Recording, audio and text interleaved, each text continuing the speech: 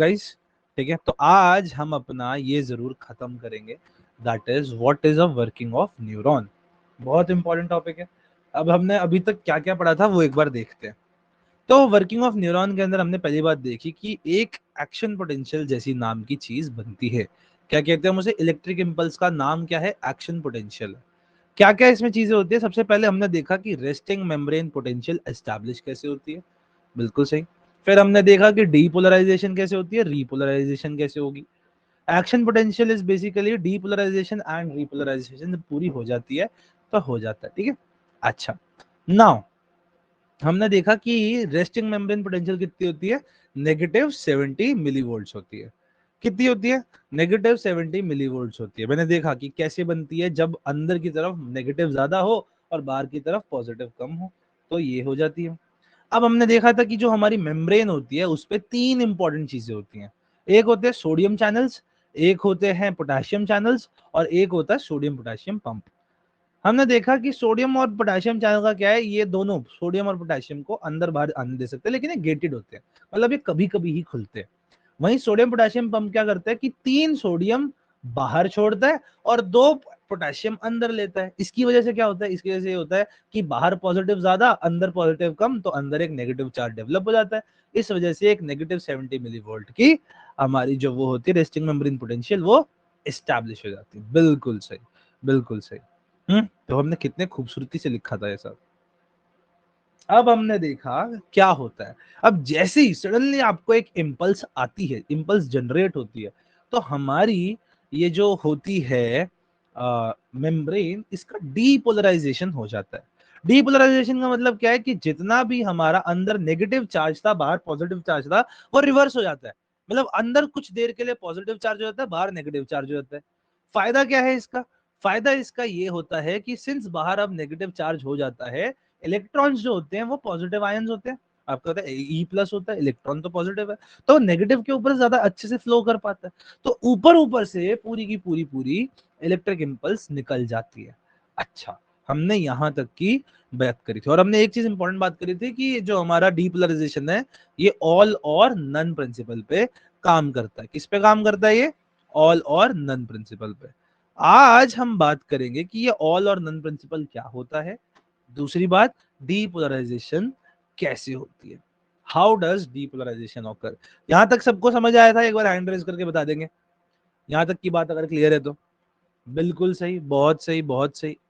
Sir just one question, आपने बताया E+ ion होते हैं, तो पढ़ाते तो हैं कि इलेक्ट्रॉन कैरी नेगेटिव चार्ज। हाँ बिल्कुल सही, बिल्कुल सही।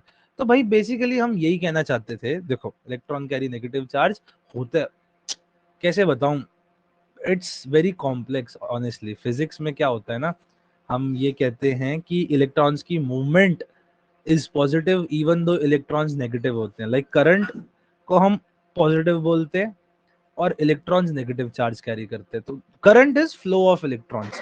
सो whenever electrons flow, it is a positive charge. अब अगेन यार बहुत कॉम्प्लेक्स चीज है। चलो, this question Krish which is pretty right question, कि हमने E+ आयन बोले, वो जो E नेगेटिव आयन्स हैं वो E ऊपर नेगेटिव होने से क्यों जाते हैं, वो जरूर मैं इसके बारे में थोड़ी रिसर्च करके आऊंगा, थोड़ी सी फिजिक्स लेके आऊंगा। वो वाली फिजिक्स मैं भूल चुका हूँ, वो 11th 12th में पढ़ी थी कि क्यों करंट फ्लो होता है तो उसे पॉजिटिव कहते हैं, या E+ है या E- है, वट एवर इट इज, एक बार जरूर इसके बारे में बताऊंगा, ठीक है। ओके ओके, हैंड रेज करके बता दो ओके है तो बताएंगे। चलो चलो, अभी आगे बढ़े। अब बढ़ते हैं कि भाई ये डीपोलराइजेशन कैसे होती है, क्या होती है डीपोलराइजेशन, और दूसरी बात कैसे होती है। अच्छा, ब्लैक से लिखूंगा, ब्लैक अच्छा इफेक्ट देता है। Depolarization of the neurons. Neuron का क्या, किसकी डीपोलराइजेशन होती है, कोई मत बता सकता है? मैसेज लिखो, मैसेज लिखो, मैसेज लिखो कि न्यूरॉन की किस चीज की डीपोलराइजेशन की हम बात कर रहे हैं। चैट में लिखो जल्दी से, श्योरली डू। नहीं पता कि न्यूरॉन की किस चीज की डीपोलराइजेशन हो रही है? यार तुम लोग तो एक दिन नहीं पढ़ा तो भूल ही गए, कंप्लीटली भूल चुके हो। सेल मेम्ब्रेन, सेल मेम्ब्रेन की तो बात कर रहे हैं तब से। ठीक है भाई, बोल दिया करो। तो हम न्यूरॉन की सेल मेम्ब्रेन की डीपोलराइजेशन पढ़ रहे हैं। हम सेल मेम्ब्रेन की डीपोलराइजेशन पढ़ रहे हैं। गुड नम्रता, गुड क्रिश। चलो जी, अब हमने ये बात देख ली। अब हम देखेंगे कि ये डीपोलराइजेशन हाउ होती है, हाउ। तो इसके अंदर काम आता है, वर्क होता है ये of the done by sodium channels. बहुत इंपॉर्टेंट है, सोडियम चैनल्स के द्वारा ये काम किया जाता है। कैसे? बेसिकली जब हमारे पास डीपोलराइजेशन होती है, तो मैं यहां पे लिख देता हूं, when an electric impulse hits the cell membrane, all the sodium channels, very important, we are talking about the channels, ये वाले, not the sodium potassium pump। ये देख रहे हो जो ये सोडियम चैनल्स है ना, ये इसकी बात हो रही है यहाँ पे। all the sodium channels open, ठीक है, all the sodium channels open। तो क्या होगा कि सोडियम चैनल कैसे करते हैं कि ये सारे Na+ चैनल्स ओपन, सारे चैनल खुल जाएंगे। अब आपको थोड़ी बहुत बात समझ आ गई होगी। ये मेरी सपोज सेल मेम्ब्रेन, ये मेरी सपोज सेल मेम्ब्रेन, यहाँ पे मेरे पास एक सोडियम चैनल है, बाहर बहुत सारा Na+ पड़ा है। अगर बहुत सारा Na+ अंदर आएगा तो क्या कोई मेरे को बता सकता है अंदर कौन सा वाला चार्ज एक्यूमुलेट होगा? पॉजिटिव चार्ज होगा या नेगेटिव चार्ज होगा एक्यूमुलेट अंदर? बताओ बताओ। अगर बहुत सारा Na+ एकदम से सेल मेम्ब्रेन के अंदर आ रहा है तो कौन सा चार्ज बनेगा? Na+ और मतलब पॉजिटिव चार्ज या नेगेटिव? बहुत सही, बहुत सही, positive charge. Very good guys, जिनको नहीं समझ आ रहा वो पूछ ले भाई। तो क्या होगा? बहुत सारा पॉजिटिव चार्ज अंदर बन जाएगा, बहुत सारा पॉजिटिव चार्ज। अगर अंदर बहुत सारा पॉजिटिव चार्ज बना है तो बाहर की तरफ नेगेटिव चार्ज एक्यूमुलेट हो जाएगा। मैंने कहा था ये भाई भाई होते हैं, अगर अंदर पॉजिटिव बना है तो बाहर नेगेटिव एक्यूमुलेट डेफिनेटली हो जाएगा। बिल्कुल सही, बिल्कुल सही। तो ये चीज होती है। अब एक इंपॉर्टेंट चीज थी, हमने कहा था these sodium channels work on all और नन प्रिंसिपल, यानी या तो खुलेंगे तो सारे होंगे वरना कोई नहीं खुलेगा। On the basis of minimum level of stimulation needed. मतलब एक मिनिमम लेवल ऑफ स्टिमुलेशन तो डेफिनेटली नीडेड है, ठीक है जी। एक सेल मेम्ब्रेन में मल्टीपल सोडियम पोटेशियम पंप या फिर सोडियम पोटेशियम चैनल होते हैं, बिल्कुल बिल्कुल, हजारों लाखों होते हैं, ठीक है। सर एक बार ये टॉपिक फिर से रिपीट कर दो, आई वॉज लेट। तो तनिष्का, बेसिकली हम डीपोलराइजेशन की बात कर रहे हैं, ठीक है। अनुष्का कह रही है सर ऐसा आ रहा है, I don't know why. Let me check क्या कह रही हैं।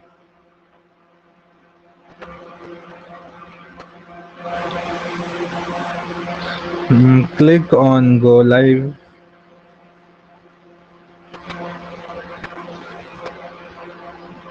और ट्राई इन डिफरेंट ब्राउजर। कई बार ब्राउजर की वजह से भी दिक्कत होती है। एनीवेज, तो एक minimum level of stimulation needed है। एक बात बताओ, अगर डीपोलराइजेशन बेसिकली ये होता है कि हमारी सेल मेम्ब्रेन पे जैसी इलेक्ट्रिक इंपल्स आई, सारी सेल मेम्ब्रेन के रिवर्स हो गया, है ना? जो भी अंदर नेगेटिव था वो सारा पॉजिटिव हो गया। कैसे हुआ? क्योंकि सोडियम चैनल एक साथ सारे खुल गए, ऑल और नन प्रिंसिपल पे चल रहे हैं। पर अगर ये सारे खुल रहे हैं तो एक मिनिमम लेवल ऑफ स्टिमुलेशन तो नीड होगा, मिनिमम लेवल ऑफ इलेक्ट्रिसिटी तो जरूरी है, वरना तो छोटी से छोटी बात पे भी खुल जाएगा तो प्रॉब्लम हो जाएगी। कई बार गलती से भी खुल सकता है, राइट? तो दिक्कत हो सकती है, it can legit be a problem. तो what is that minimum amount of stimulation? What is that stimulation अगर मैं आपसे बात करूं तो that minimum level of stimulation is negative 55 millivolt. क्या मतलब है इसका? मेरा पहले नेगेटिव 70 मिली वोल्ट था, अब इससे नेगेटिव 55 मिली वोल्ट हो गया। तो कोई मेरे को बता सकता है कि यहाँ पे पॉजिटिव इलेक्ट्रॉन्स, पॉजिटिव आयंस आए हैं या नेगेटिव आयंस आए हैं? बेसिक बात है, कोई बता सकता है यहाँ पे पॉजिटिव आयंस आए हैं या नेगेटिव आयंस आए हैं? कोई बताएगा? अगर मेरा नेगेटिव 70 से नेगेटिव 55 हो गया तो पॉजिटिव की वजह से हुआ है या negative? Very true, positive ions की वजह से हुआ है। क्यों भाई? आपको पता है ये बड़ा नेगेटिव नंबर है, छोटा नेगेटिव नंबर है। अब बड़े से छोटा हो रहा है मतलब नेगेटिव माइनस हो, नेगेटिव वाला चार्ज कम हो रहा है। नेगेटिव चार्ज कम तब होगा जब पॉजिटिव चार्ज बढ़ेगा। अब जो ये नेगेटिव 55 मिली वोल्ट है, इसको कहते हैं हम, इंपॉर्टेंट लाइन शब्द लिख लेना, this is called as the threshold potential. क्या कहते हैं गुरु? हम इसे कहते हैं threshold potential. What is threshold potential? Threshold potential is the minimum change in resting potential to stimulate all the sodium channels to open. Very very true, very very true. तो जैसे ही हमारे को क्या होगा गाइस, जैसे ही एक पॉजिटिवनेस आई बाहर से, और हमने कहा इलेक्ट्रॉन्स जब आ रहे हैं तो वो पॉजिटिव है, तो एक पॉजिटिव आ रहा है। फिजिक्स वाला थ्रेशोल्ड, हाँ जी, थ्रेशोल्ड का मतलब होता है ये लेवल है, बेसिक है। जैसे कि मैं कहूं कि आर्मी में सिलेक्शन के लिए 5 foot 5 inch is the threshold height. Threshold का मतलब क्या है? इसके ऊपर वाली, इसके नीचे कोई भी चीज काम नहीं करेगी, राइट? सिमिलरली थ्रेशोल्ड पोटेंशियल का मतलब क्या है? ये मिनिमम इतना चेंज तो होना ही चाहिए, तभी सारे सोडियम चैनल्स खुल जाएंगे, सारे सोडियम चैनल्स खुल जाएंगे। अगर सारे सोडियम चैनल्स खुल जाएंगे तो क्या होगा? एकदम से क्या होगा? सारा पॉजिटिव चार्ज अंदर आ जाएगा, अंदर की, हाँ, मिनिमम रिक्वायरमेंट, बिल्कुल सही। एकदम से सारा पॉजिटिव चार्ज अंदर आ जाएगा और पॉजिटिव अंदर हो जाएगी हमारी मेम्ब्रेन, और बाहर की तरफ नेगेटिव हो जाएगी, बिल्कुल सही। यहां तक की बात हमें समझ आई क्या? एक बार हैंड रेज करके बताएंगे। ठीक है, जिसको नहीं आई वो डाउट पूछे। क्या हुआ भाई? दोबारा बता देता हूं। मैंने कहा कि डीपोलराइजेशन ऑफ सेल मेम्ब्रेन के लिए एक इंपॉर्टेंट चीज है सारे सोडियम चैनल का खुलना। पर ये सारे सोडियम चैनल एक वजह से खुलेंगे, एक स्टिमुलेशन की वजह से खुलेंगे। अब हर बार तो खुलेंगे नहीं, एक मिनिमम सेट तो होना चाहिए ना। जैसे कि ये वही बात है, आप किसी को गुस्सा करोगे तो आप वो कुछ एक मिनिमम लेवल ऑफ पोकिंग पे ही तो गुस्सा करोगे ना। ऐसा तो नहीं होगा आपके साइड में आके कोई सांस ले रहा है तो आप ओए थप्पड़ मार दूंगा, ऐसे तो नहीं करोगे। सपोज कोई बंदा आपको परेशान कर रहा है, एक लेवल के बाद ही तो आप उसको थप्पड़ मारोगे। That minimum level is like the minimum stimulation needed for all the sodium channels to open. हमें पता है जैसे ही सारे सोडियम चैनल खुलेंगे एकदम से बहुत सारा सोडियम अंदर आएगा और अंदर वाली साइड को पॉजिटिव कर देगा, पॉजिटिव चार्ज दे देगा। हमें पता है वो मिनिमम लेवल ऑफ स्टिमुलेशन कितनी है, कि अगर बाहर से इलेक्ट्रिसिटी आ रही है और वो मिनिमम हमारी नेगेटिव 70 मिली वोल्ट की, जो की थी हमारी क्या थी? Resting potential. जो हमारी रेस्टिंग मेम्ब्रेन पोटेंशियल थी, उसको बदल के कितना कर दे? उसको बदल के मिनिमम 55 मिली वोल्ट का कर दे, यानी उसके अंदर थोड़ा पॉजिटिवनेस ले आए। अगर इतना सा भी पॉजिटिव आ जाएगा ना चार्ज बाहर की तरफ, तो हमारा एकदम से सारे सोडियम चैनल खुल जाएंगे। उन्हें लगा हाँ भाई, हाँ भाई, सही बात है, चलो खुल जाओ, सारे खुल जाओ। सारे जैसे ही खुलेंगे एकदम से हमारी उसका डीपोलराइजेशन हो जाएगा। किसका डीपोलराइजेशन हो जाएगा? सेल मेम्ब्रेन का। समझ आया तनिष्का?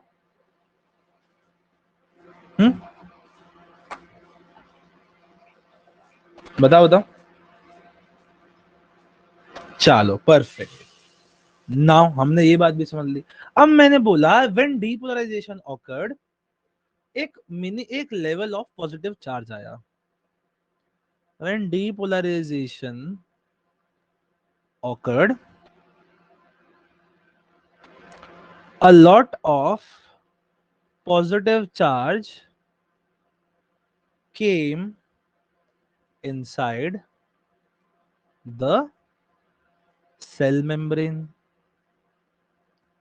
ठीक है जी, बहुत सारा पॉजिटिव चार्ज सेल मेम्ब्रेन के अंदर आया.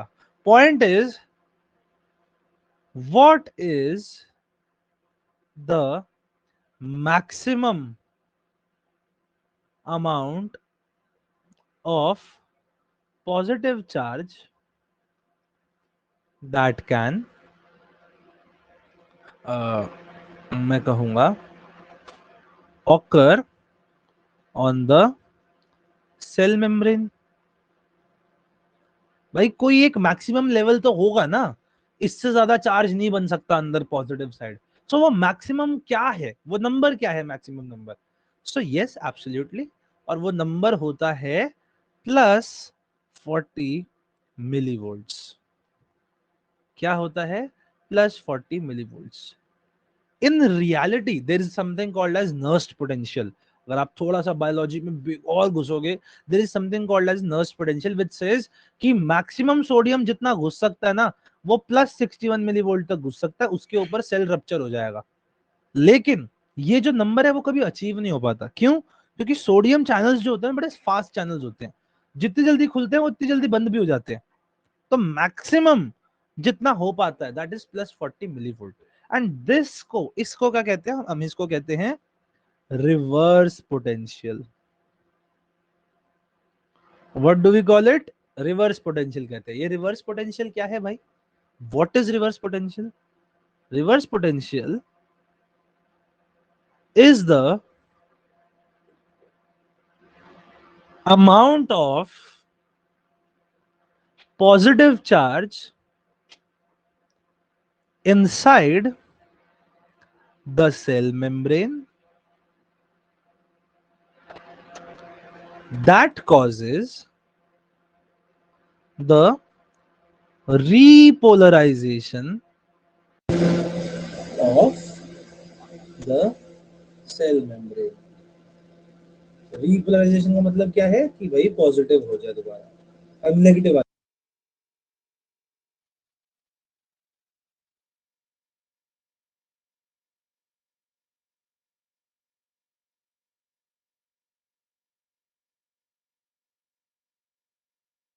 ठीक है, मैक्सिमम अमाउंट ऑफ पॉजिटिव ये है. इसके बाद क्या होगा? रीपोलराइजेशन होगी. What is repolarisation? रीपोलराइजेशन का सिंपल सा मतलब ये है कि अंदर जितना पॉजिटिव था अब वो वापस बाहर चले जाएगा और वापस नेगेटिव पे आ जाएगा. इसको कहते हैं हम रिवर्स पोटेंशियल. मतलब ये maximum amount of positive charge है. इसके बाद हमारी रीपोलराइजेशन दोबारा स्टार्ट हो जाएगी. यहां तक की बात हमें समझ में आई क्या? रीपोलराइजेशन तक की बात एक बार हैंड रेज करके या फिर यस सर करके बताएंगे. बहुत सही. हमें +40 मिलीवोल्ट समझ आया क्या? बिल्कुल हमें समझ आया. अब मैंने कहा कि अब होगी रीपोलराइजेशन, है ना? अब क्या होगी? अब होगी रीपोलराइजेशन. इसको मैं काट के यहाँ पर बताता हूँ. अब है हमारे पास कोई और अच्छा लग रहा है? चलो नहीं तो बचता.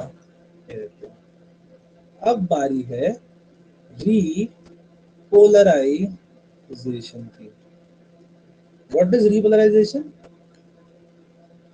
accumulation of the negative charge back inside the cell membrane. जो जितना पॉजिटिव हुआ अब वो दोबारा नेगेटिव हो जाए. ठीक है, और हमें क्या करना है? हमारा टारगेट क्या है? टारगेट है हमारा +40 मिलीवोल्ट से चेंज करके. कोई मेरे को बता सकता है हमें कितना चार्ज करना होगा? बेटा ये दोबारा में ना एक बार पूरा समझा दूंगा मैं अनुष्का, डोंट वरी. अब ये बताओ कि रीपोलराइजेशन के टाइम पे +40 मिलीवोल्ट से रिड्यूस करके हमें कितना लेके जाना होगा कि वापस नेगेटिव चार्ज आ जाए जितना नॉर्मल था? तो वो नॉर्मल नंबर क्या था? कोई मेरे को बता सकता है? What was that normal number? लिखो लिखो जल्दी से. What was that base level? Very good, very good.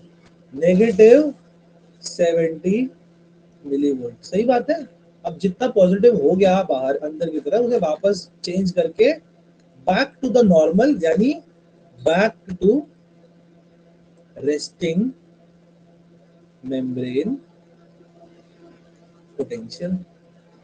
हम वापस रेस्टिंग मेम्ब्रेन पोटेंशियल पे आना चाहते हैं। अब क्वेश्चन आता है how, how do we do it.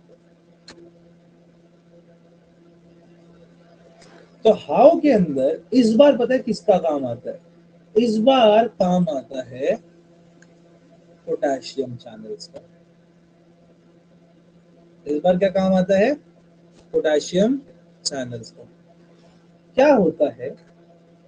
All the now as the positive charge inside the cell membrane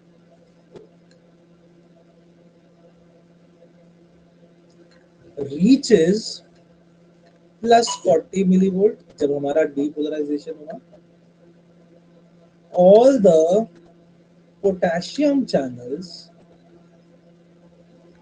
get triggered। अब ये सारे पोटेंशियम चैनल ट्रिगर हो जाते हैं, लेकिन इस बार इनका काम पता है क्या है? इस बार what they do is potassium channels force out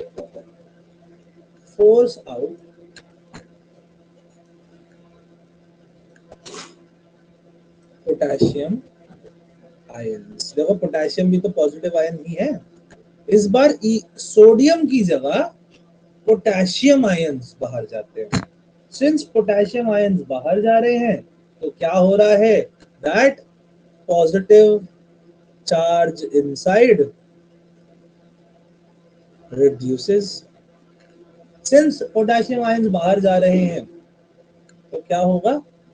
+40 millivolt से रिड्यूस टू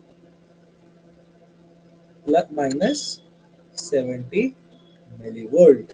तो इस बार पोटेशियम चैनल्स का काम आया। किसी के दिमाग में ये बात आई कि सोडियम चैनल्स भी नहीं खुले, या किसी के दिमाग में ये बात आई कि यार अंदर तो इतना सारा सोडियम पड़ा है, फिर उसका क्या होगा? आई क्या दिमाग में? एक बार हैंड रेज करके बताएंगे कि जो अंदर इतना सारा सोडियम आया अभी डीपोलराइजेशन के बाद, उसका क्या होगा? कोई मेरे को बता सकता है क्या होगा? पूरा ये जो इक्वेशन है बहुत सही है, क्योंकि अब क्या है, अब ध्यान से देखो, अंदर मेरे पास सोडियम पड़ा है, पोटेशियम मेरा बाहर चला गया, अब मेरे पास अंदर काफी सारा सोडियम पड़ा है और मैं वापस नॉर्मल पे आ चुका हूँ। अब जब नेक्स्ट इलेक्ट्रिक इंपल्स आएगी, जो नेक्स्ट इलेक्ट्रिक इंपल्स है, इसके लिए भी तो हमें क्या करना है? इसके लिए भी हम अगेन सोडियम पोटेशियम पंप का यूज करेंगे। अगेन हम इसके अंदर सोडियम पोटेशियम पंप का यूज करेंगे। अब ध्यान से देखो, अंदर बहुत सारा सोडियम पहले से ही पड़ा था, वो सोडियम बाहर चला जाएगा, फिर अंदर वापस पोटेशियम आ जाएगा, वो चीजें बैलेंस हो जाएगी। वो इस हिसाब से काम करता है, ठीक है। लेकिन अब देखो यहाँ पे एक प्रॉब्लम है कि पोटेशियम चैनल खुले, पोटेशियम आयंस बाहर गए, पॉजिटिव बाहर गया, अंदर नेगेटिव चार्ज बना, -70 मिलीवोल्ट। बट यहाँ पे बट आएगा, but potassium channels are slow channels।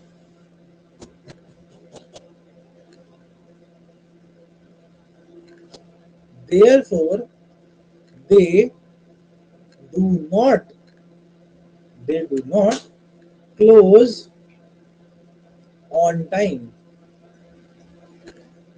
Therefore, -70 millivolt reaches to -94 millivolt, और ये मैक्सिमम अमाउंट ऑफ पोटेशियम है जो बाहर जा सकता है।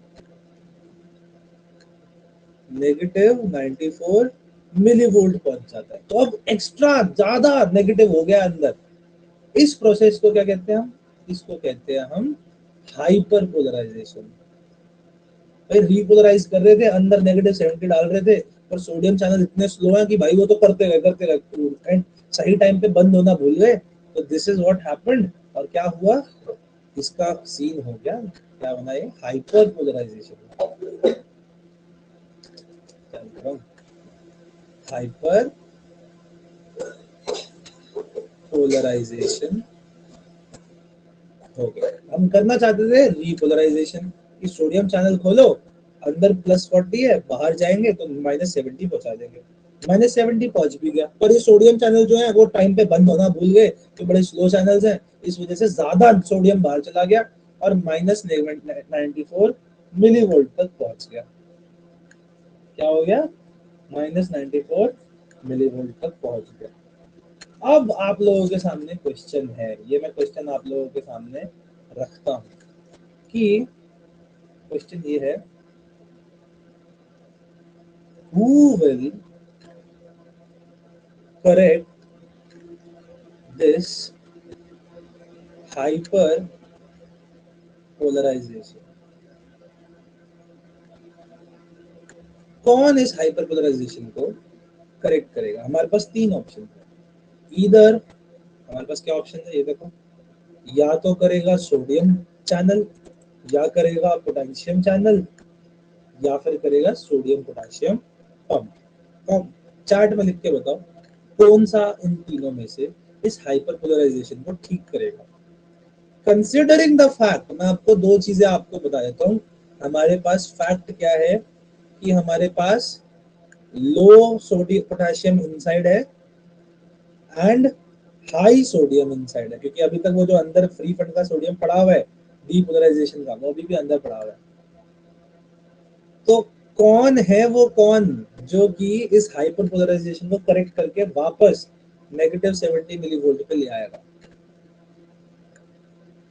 लिखो लिखो यार, कुछ तो लिखो, 3 ऑप्शन दिए हैं, ऑप्शन में से बता दो, गैस ही कर लो, लिखो, सारे लिखेंगे। कनिष्का ने लिखा है सोडियम पोटेशियम पंप, बाकी लोग लिखो लिखो जल्दी से, अदिति, अनुष्का, खुशहाली, सोडियम पोटेशियम क्या चैनल पंप, तुरंत लिखो बेटा।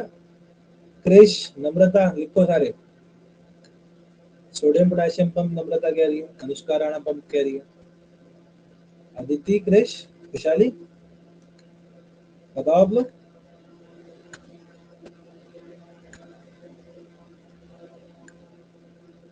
सोडियम पंप, सिर्फ पोटेशियम पंप, सिर्फ पोटेशियम पंप तो होता नहीं, सोडियम पोटेशियम पंप होता है। क्रिश कह रहा है sodium potassium pump. Aditi, how about you?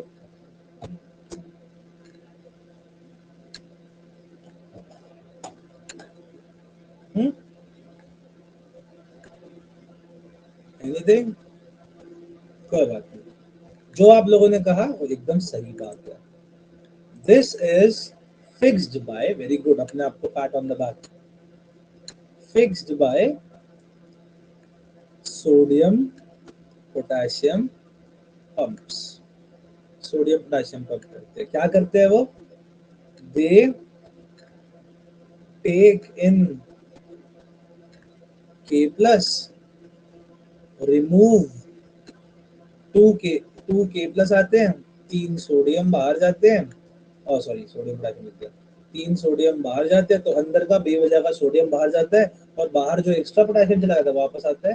क्या फायदा करते हैं, कन्वर्ट बैक -94 मिली वोल्ट से बैक टू -70 मिली वोल्ट पे। वेरी गुड, और ये जो लग गई है वापस, वापस अब हमारा न्यूरॉन तैयार हो चुका है अगली इलेक्ट्रिक इम्पल्स के आने पे। ये क्या है हमारी, again resting membrane potential establish होती है। क्या हुआ, हम करना चाहते थे रिपोलराइजेशन, है ना भाई, रिपोलराइजेशन करने के लिए हमने क्या सोचा, सोडियम चैनल पोटेशियम चैनल खुल गए, पोटेशियम बाहर चला गया, कायदे से होना ये चाहिए था। हाँ खुशहाली, कुछ है आपको डाउट है?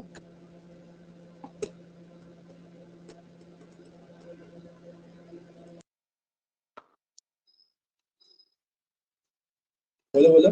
सर मतलब ऐसा 11th में जैसे पढ़ा था कि पहले सोडियम का पंप जो होगा उसके बाद वो क्लोज होगा, फिर पोटेशियम का चालू होगा। सो ये जब हम हाइपोपोलराइजेशन का मतलब स्लो होगा, पोटेशियम पंप थोड़ा जल्दी क्लोज नहीं होगा, थोड़ा स्लो डाउन क्लोज होगा। पर वो क्लोज होगा उसकी वजह से ही पोटेशियम अंदर नहीं जा पाएगा, मतलब वो जो डालता था वो प्रॉपर हो जाएगा। किसकी बात नेगेटिव कर जो रहे हो? आउट वो फिर से मतलब पॉजिटिव हो जाएगा, रेस्टिंग फेज में आ जाएगा ना। हाँ ठीक है, आप एंड की बात कर रहे हो, राइट? काम तो सोडियम पोटेशियम पंप भी करेगा, राइट? हाँ। बस हम, आप जो कह रहे हो सोडियम पंप अलग, पोटेशियम पंप अलग, हम सोडियम पोटेशियम पंप सिंगल वाले की बात कर रहे हैं। सोडियम पोटेशियम एटीपीएस जिसे कहते हैं, देख लेना ओके। उसका। हाँ, हम उसकी बात कर रहे हैं, उसी की शुरुआत से बात कर रहे हैं कि वो वाले पंप है, ठीक है? और वो वाले काम करते हैं जिन्होंने अगेन जो पहले वो किया था, करेक्ट किया था। पहले उन्होंने रेस्टिंग मेम्ब्रेन बनाई थी, अगेन यहाँ पे अगेन रेस्टिंग मेम्ब्रेन बना दी, ठीक है? चलो जी, बहुत सही। नाउ क्या क्या करना चाहते थे हम रीपोलराइजेशन करना चाहते थे। रीपोलराइजेशन का मतलब क्या है कि भाई हम सोडियम चैनल खोल के +40 मिलीवोल्ट से रिड्यूस करके -70 मिलीवोल्ट करना चाहते थे। पोटेशियम चैनल ने चलो ये कर भी दिया, पर उसने कुछ ज्यादा ही अच्छा काम कर दिया। टाइम पे बंद हुआ नहीं, -70 मिलीवोल्ट ज्यादा कम हो गई, -94 मिलीवोल्ट हो गई। क्या बन गया? अरे क्या बन गया भाई? बन गया हमारा हाइपर पोलराइजेशन हो गई। अब जब हाइपर पोलराइजेशन हुई तो क्या हुआ? एक्स्ट्रा नेगेटिव चार्ज हो चुका है। इसको करेक्ट कौन करेगा? इसको करेक्ट करने के लिए हमारे पास है सोडियम पोटेशियम पंप। वो दोबारा आएंगे, -94 वोल्ट को कनेक्ट कर देंगे।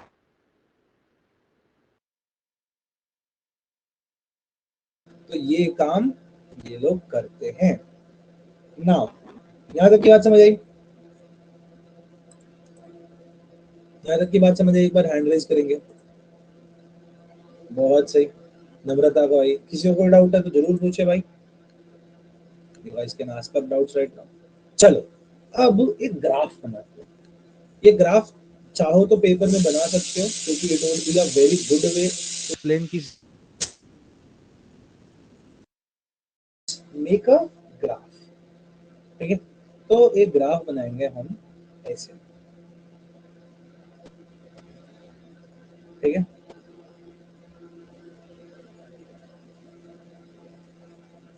अब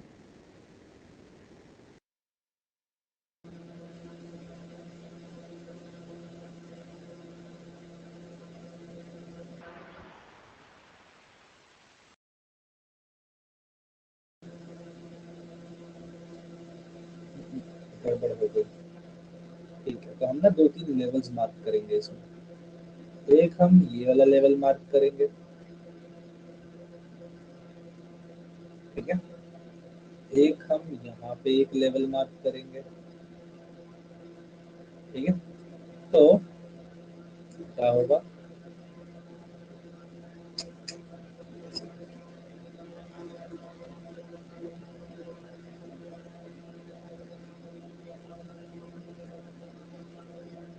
ऐसा सा आपको एक ग्राफ बनाना है, ठीक है? अलग अलग लेवल्स हैं। अब आप ये बताओ, जहां से हमने शुरू किया, ये जो पॉइंट है जिसपे हमारा नॉर्मली न्यूरॉन बैठा हुआ था बिफोर इलेक्ट्रिक इम्पल्स, ये क्या लेवल होगा? कोई मेरे को बता सकता है? दिस क्या इलेक्ट्रिक चार्ज होगा इस पे? हाँ यार, वो वेबकैम में थोड़ी इशू आ रहा है, उसको छोड़ो, वो अटक जाता है, थोड़ा सा पैर वैर लग जाता है ना, उसकी तार हिल जाती है। एनीवेज, तो जहां से मेरा ये शुरू हुआ न्यूरॉन, दैट इज -70 मिलीवोल्ट। इसको ब्लैक से लिखता हूँ, सही बात है? -70 मिलीवोल्ट पे मेरा न्यूरॉन था जब वो शुरू हुआ यहाँ पे। अब मैं कह रहा हूँ एक particular amount of stimulation needed थी, जिस लेवल के बाद ही क्या शुरू हो, सारे के सारे सोडियम चैनल्स खुल जाएं जब डीपोलराइजेशन होनी है, राइट? वो भी एक था थ्रेशोल्ड पोटेंशियल। वो क्या है? -50 मिलीवोल्ट। अब जैसे -50 मिलीवोल्ट तक पहुंचा, सारे सोडियम चैनल्स खुल गए, हाइपर हमारी क्या हो गई? डीपोलराइजेशन हो गई। डीपोलराइजेशन किस लेवल पे हुई थी? प्लस 40 मिलीवोल्ट पे हुई थी। जैसे ही यहाँ पे पहुंचा एकदम से सारे सोडियम चैनल खुल गए, नीचे एकदम से यहाँ पे एक्स्ट्रा खुल गए थे, तो जहां एक्स्ट्रा खुल गए उनका क्या हुआ, उस लेवल पे क्या हो गई, उस लेवल पे हो गई हाइपर पोलराइजेशन। हाइपर पोलराइजेशन कितने point, minus negative sorry minus 94 millivolt पे हुई। और वापस इसको करेक्ट किया सोडियम पोटेशियम पंप ने, और ये वापस चली गई नेगेटिव 70 मिलीवोल्ट पे। तो ये जो हमारा नेगेटिव 70 मिलीवोल्ट है वो क्या है, that is my resting membrane potential. जो हमारा नेगेटिव 50 मिलीवोल्ट है, मतलब ये इसके बाद ही सारे सोडियम चैनल खुलेंगे ऑल और नन प्रिंसिपल में डीपोलराइजेशन के टाइम, वो क्या है, ये है हमारा थ्रेशोल्ड पोटेंशियल। फिर एक्स्ट्राज, अब जब सारे खुल गए तो एक लेवल के बाद पॉजिटिव पॉजिटिव अंदर हो गया, क्या बना उससे, ये हमारा बना प्लस 40 मिलीवोल्ट। ये क्या है, रिवर्स पोटेंशियल, क्योंकि आपको पता है this the maximum amount of positive charge जो अंदर बन सकता है, और इसके बनने के बाद क्या होगा कि भाई सारे के सारे सोडियम चैनल वापस खुल जाएंगे रीपोलराइजेशन करने के लिए। खुल गया, यहाँ पे क्या हुआ, अब ज्यादा खुल गए थे, क्या बनाया, हाइपर पोलराइजेशन करा दी। और वो हाइपर पोलराइजेशन क्यों हुई, जब एक्स्ट्रा सोडियम पोटेशियम चैनल खुल गए थे, वापस करेक्ट हुए सोडियम पोटेशियम पंप ने करे, बिल्कुल सही। तो जो ये वाला हिस्सा है, दिस, ये वाली जो लाइन है, this is our depolarization, this line is repolarization, this is hyperpolarization, and this is the correction of polarization. तो this is how you make this graph, interesting graph है। आया समझ में, हैंड रेज करके बताएंगे, समझ में आया क्या, बहुत सही यार, very good, I am so proud of you guys for the fact कि you guys did not have a background in science, a background in biology, and you understood this so well, so I'm really proud of you। ठीक है, so make sure आप इसको पढ़ो, इसको revise करो, ये बहुत ज्यादा इंपॉर्टेंट है आप लोगों के लिए। एक काम करते हैं, पूरा का पूरा ना ये न्यूरॉन की फंक्शनिंग को दोबारा एक बार रिविजिट कर लेते हैं, ठीक है। चलो, सबसे पहले मैंने आपसे बात करी थी कि जो ये रेस्टिंग मेम्ब्रेन पोटेंशियल है वो कितनी है, नेगेटिव 70 मिलीवोल्ट है। कितनी है वो, नेगेटिव 70 मिलीवोल्ट। ये एस्टैब्लिश कैसे होती है, हमें पता है हमारे न्यूरॉन की जो मेम्ब्रेन है उस पे तीन बेसिक चीज है, एक है सोडियम चैनल्स, एक है पोटेशियम चैनल्स, चैनल है चैनल, और एक है sodium potassium pump. Sodium potassium pump हमेशा ऐसे ही काम करेगा, 3 सोडियम बाहर छोड़ेगा, 2 पोटेशियम अंदर लेगा। ये कभी भी सिर्फ 3 सोडियम बाहर छोड़ के रुकेगा नहीं, अगर 3 सोडियम बाहर छोड़ रहे हैं तो 2 पोटेशियम अंदर लेने ही पड़ेंगे, ठीक है। हमने देखा कि ये काम कैसे करता है सोडियम पोटेशियम पंप, सिंपल सी बात है, ये 3 सोडियम बाहर छोड़ता है, 2 पोटेशियम अंदर लेता है। ज्यादा पॉजिटिव बाहर जा रहा है, अंदर कम पॉजिटिव रह रहा है, तो नेगेटिव बन जाएगा अंदर, है ना, अंदर नेगेटिव बन गया। जब अंदर नेगेटिव चार्ज बन गया तो अब हमें समझ आ गया अंदर हमें नेगेटिव ही तो अचीव कराना था, बाहर पॉजिटिव चार्ज है, that is leading to negative 70 millivolt establishment. अब मैंने देखा ये मेरी रेस्टिंग मेम्ब्रेन पोटेंशियल है, नॉर्मली मेरा न्यूरॉन जो है वो इसी लेवल पे बैठा हुआ है। अच्छा, अब सडनली एक इलेक्ट्रिक इंपल्स आई तो उसकी वजह से डीपोलराइजेशन हो जाएगी, बिल्कुल सही।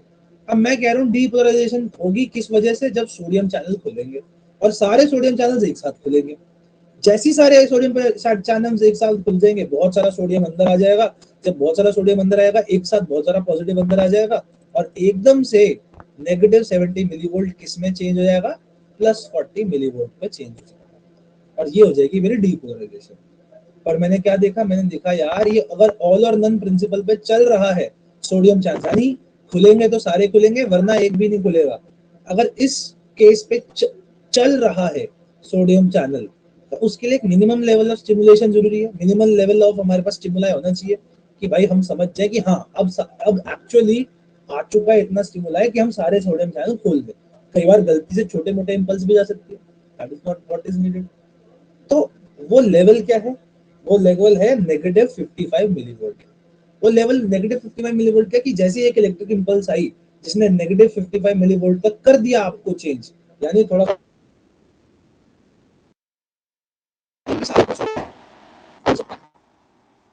बोल सकते इस लेवल पे, इस लेवल को क्या कहते हैं हम, थ्रेशोल्ड पोटेंशियल, -55 मिलीवोल्ट। यहां तक अगर आपका एक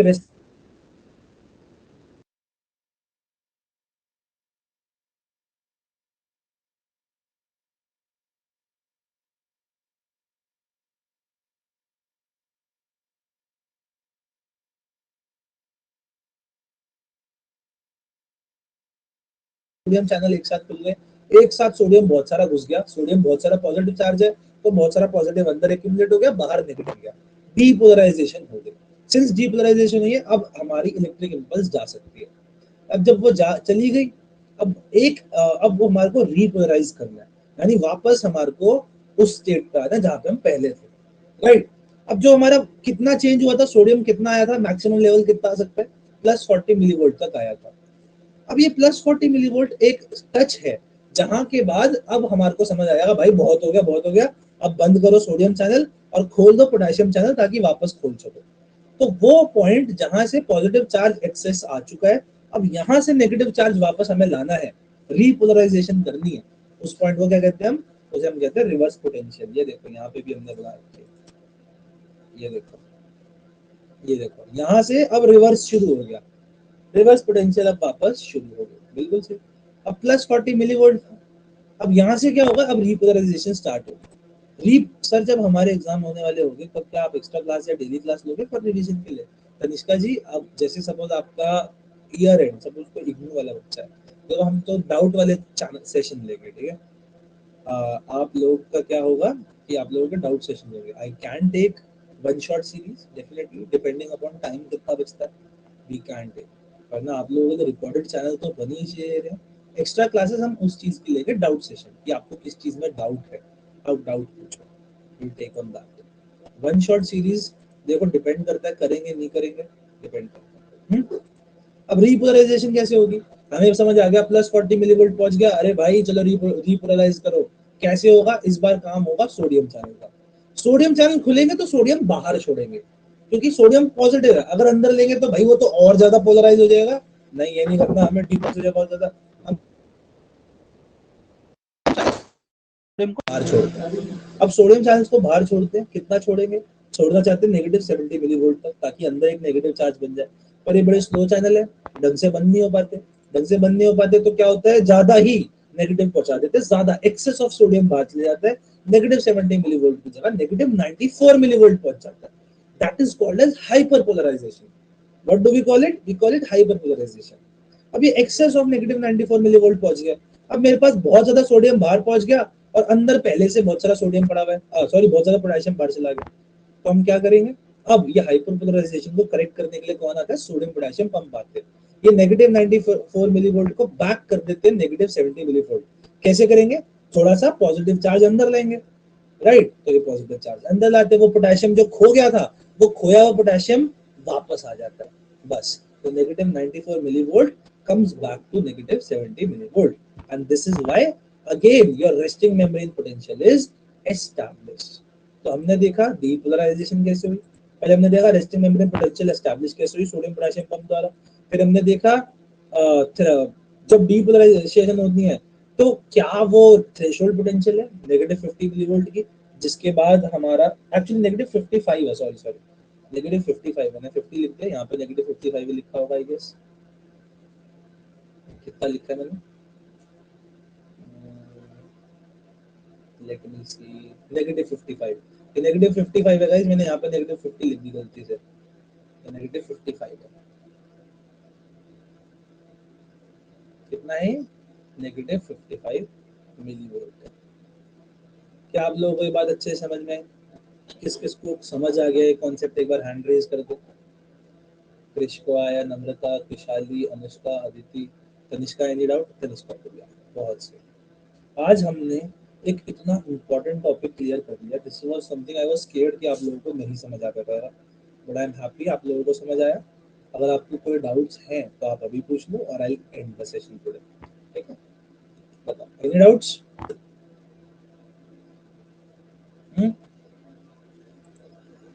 नहीं है।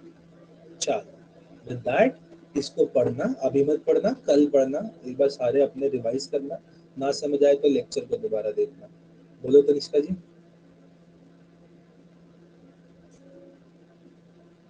सर लिखा है आपने, यस सर, नो सर, कुछ तो बोलो आगे। तो गाइज ये चैप्टर और कितना है, देखो बेटा हमने यूनिट 1 तो कर ली थी ना, अब बेसिकली हम ये चैप्टर वाइज नहीं कर रहे, हम टॉपिक वाइज कर रहे हैं। हमने न्यूरॉन्स के अंदर सीएनएस देख लिया पूरा, पीएनएस देख लिया, और अब हमने न्यूरॉन्स को भी देख लिया। आई गेस नियरली खत्म हो गया ये। एक बार मैं चेक करूंगा सिलेबस, नियरली खत्म हो गया। फिजियोलॉजिकल स्टफ अब नियरली खत्म होने वाला है, अब हम थ्योरी पे ज्यादा जाएंगे। ठीक है, तो गुड। अब जो हमारे को प्री रिक्विजिट चाहिए था बायोसाइकोलॉजी पढ़ने के लिए, अब हमने वो सारा कर लिया। न्यूरॉन क्या होता है, कैसे काम करता है, ब्रेन क्या होता है, कैसे काम करता है। हाँ इनो 4 यूनिट से होता है, 4 यूनिट से टोटल। ठीक है, न्यूरॉन क्या होता है, कैसे काम करता है, ब्रेन क्या होता है, कैसे काम करता है, हमने समझ लिया। अब हम थ्योरी वाले जो पार्ट्स हैं उन पे भी फोकस कर सकते हैं। जैसे कि अब हम नेक्स्ट क्लास से ये देख लेंगे कि 4-6 paradigms of biopsychology, something like that, वो सब देख लेंगे, बुक से पढ़ लेंगे। ठीक है, चलो गाइस, बाय बाय।